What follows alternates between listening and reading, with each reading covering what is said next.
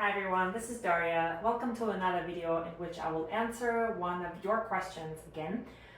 I want to thank all of you for sending me these questions. There's not too many, and some of them I'm able to answer in a quick comment, but some of them I find to be very good and important questions that I can address in a short video, because some things it's better to show than to explain in words. This question from one of you, I will paraphrase a little bit. So how will I know that the exercise is being practiced the correct way and that I have received everything the exercise has to offer? And should I stop playing the exercise because I'm not going to benefit anymore or at all from it? In other words, how to know that you have practiced the exercise enough times and that you have gained everything that it had to give, and how to move on from it. So first important thing to point out in this regard is that there are different types of exercises. One type of exercises that I distinguish is the exercises that target acquiring a certain type of movement or gesture, a pianistic gesture. And for example, these type of exercises are presented in this book that I talked about a lot, because it's the book I use with my adult students.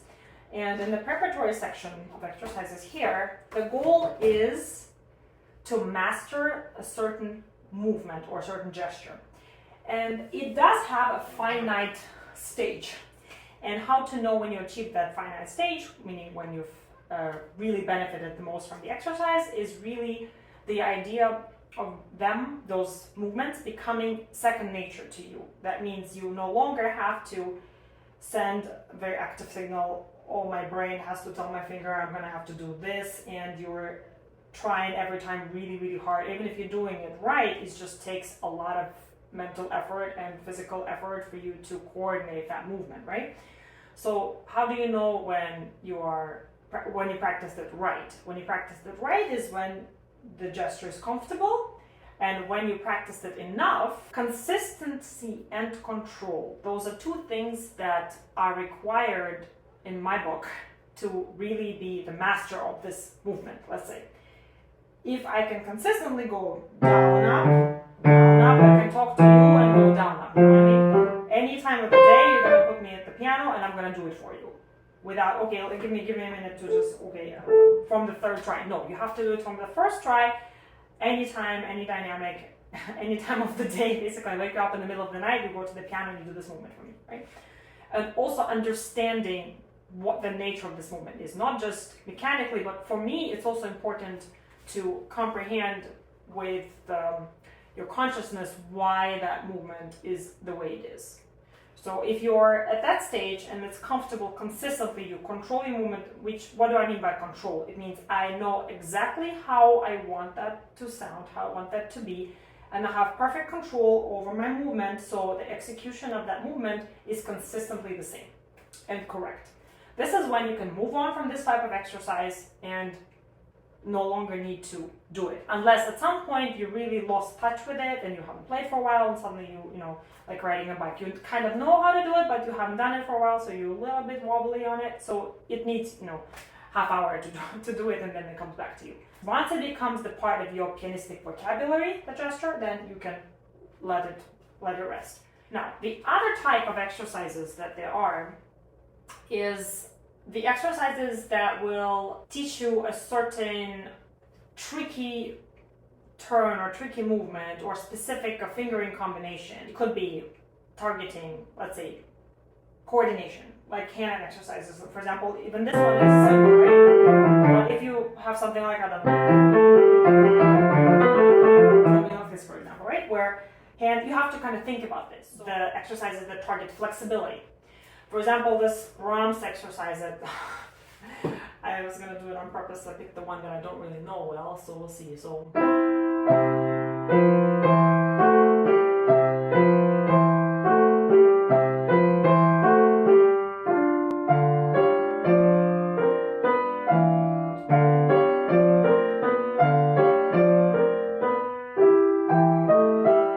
and so, right? So I'm not going to play the whole thing. So this one challenges coordination, flexibility, finger separation, things like that. Sometimes it could be challenging speed, character, articulation, clarity, or any of those tasks. or a combination of them. So if this is such an exercise, for me, how do I know when I'm mastered the exercise? It's when the hard and difficult things become easy.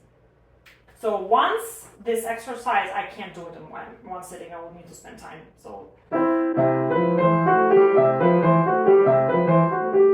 still have to think, especially on the last two notes, right? So I haven't mastered it yet. Once I can play at any tempo, and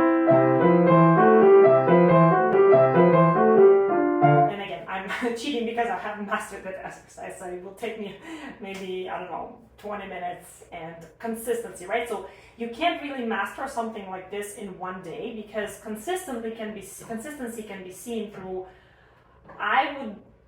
again, these are arbitrary numbers I'm giving you, but this is something that I go by. For example, if I can consistently play it for a week and it's comfortable, I move on. It kind of becomes, again, a part of my vocabulary, that a certain turn, a certain twist, this becomes easier.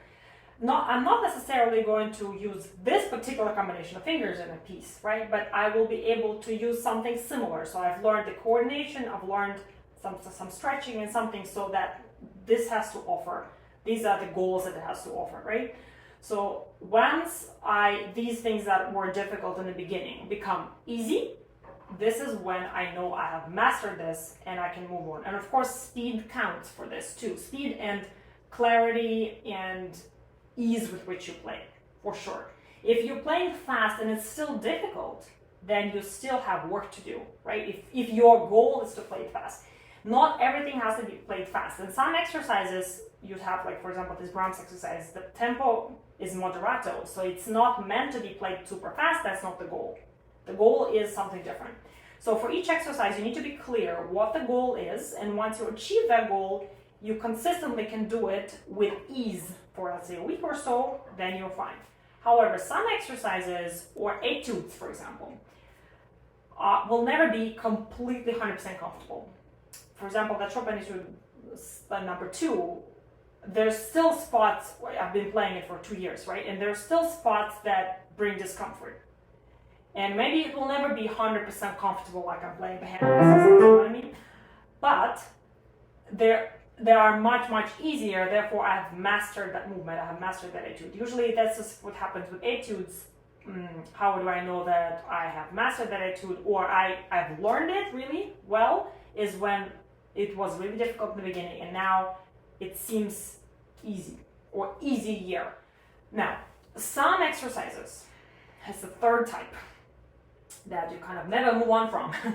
For example, it can be anything. It depends on what you are training for, right? So it's like going to the gym. If you go to the gym and you do the same exercise many, many times consistently, and you're really good at this, you develop this certain muscle, and then you stop doing it, obviously your skills will deteriorate, right? And then at some point, if you want to do it again, you can't do it at the same level as you did. So you need to, again, start practicing that exercise. Same thing here. So if you're out of practice, if you're like small technique, for example, the finger technique, you can practice scales, you can practice the hand, you can practice the Brahms, and you will need to come back to them once in a while. So let's say every half a year, I'll play the Brahms exercises.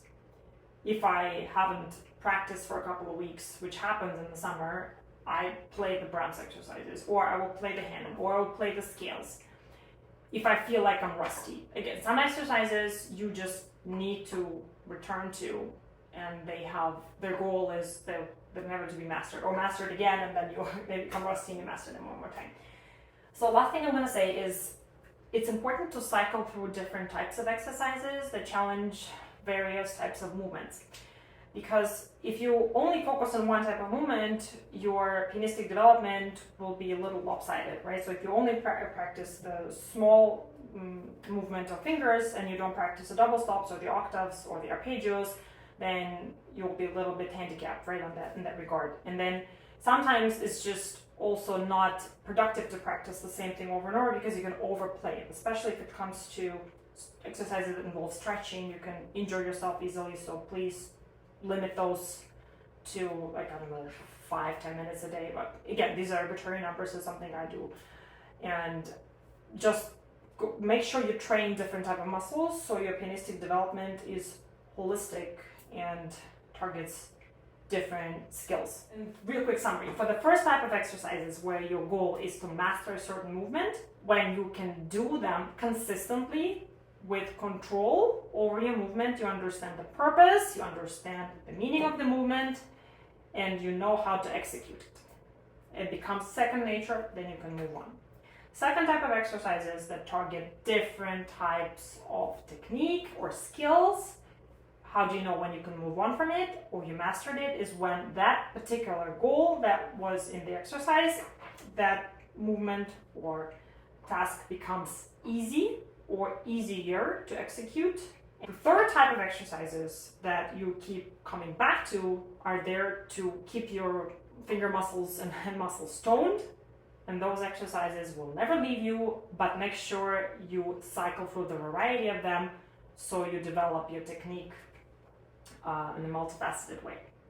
That's it for this video. I hope it answered your question. Let me know please if it was helpful, and if you have other questions or that you would like me to answer in a similar format of question and answer, please leave those below and I will try to gather a few of them and make another video soon. Thank you for watching. Stay tuned for more videos. Bye.